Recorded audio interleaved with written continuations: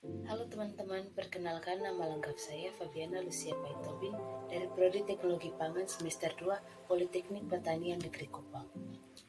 Di sini saya akan mempresentasikan materi mengenai teknik pengemasan dan penyimpanan produk hasil laut pada mata kuliah pengemasan dan penyimpanan.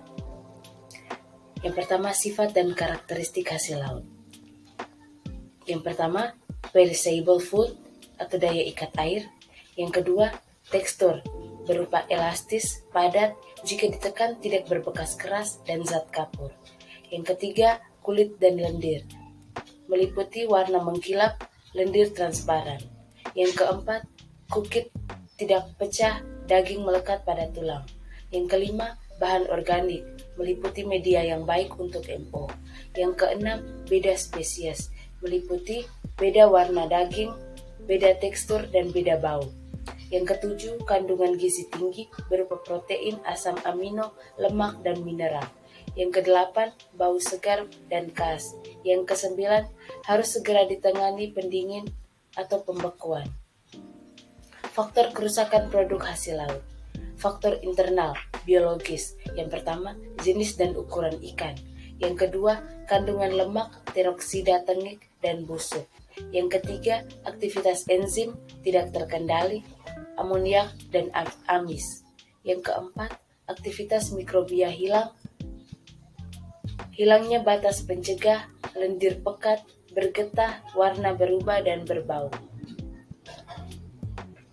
Yang berikut faktor eksternal, berupa penangkapan, jenis alat tangkap, pelepasan ikan, lama trip. Yang kedua, faktor lingkungan, berupa suhu, lembab, bersih, dan juga peralatan air serta ruangan. Yang ketiga, penanganan pasca panen, berupa cara tangkap, pengangkutan, pengolahan, penyimpanan, dan pemasaran. Yang berikutnya, pengemasan produk hasil laut segar. Pengemasan ikan dengan mutu rendah menurunkan kualitas mutu ikan baik dan semakin baik saat dikemas. Tujuannya yaitu yang pertama, melindungi produk dari udara luar, yang kedua, memperpanjang umur simpan, yang ketiga, menekan pertumbuhan MO, yang keempat, mencegah perubahan rasa, aroma, dan tekstur, yang kelima, melindungi dari panas, cahaya, dan gas, yang keenam, mencegah terjadinya perubahan pH, yang ketujuh, mencegah reaksi enzimatis, yaitu oksidasi lemak. Pengemasan retail atau eceran. Yang pertama, film tray combination, berupa ukuran produk besar dan tidak teratur. Plastik pembungkus, semi-moisture proof cellophane, oriented PP, PVC. Yang ketiga, nampan, polystyrene foam, dapat menyerap air, tidak dapat dipakai ulang.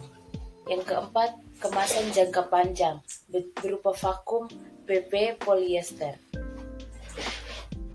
Pengemasan ikan kaleng, berupa tuna, salmon, dan sarden. Yang pertama, penambahan minyak atau air. Yang kedua, penambahan larutan garam atau saus tomat. Yang ketiga, pengemasan kaleng harus sesuai standar. Ikan asap, ikan asin, dan marinade. Yang pertama, dikemas dalam jar kaca. Yang kedua, mencegah kehilangan air. Yang ketiga, mengawetkan hasil laut. Yang keempat, mempertahankan rasa. Yang kelima, kemasan grosir berupa box kayu. Yang keenam, kemasan eceran berupa berbagai jenis plastik dan kardus. Penyimpanan produk hasil laut. Penyimpanan beku, faktor yang mempengaruhi kualitas.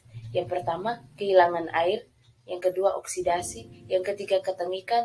Yang keempat, perubahan bau dan cita rasa. Yang kelima, kehilangan zat-zat volatif.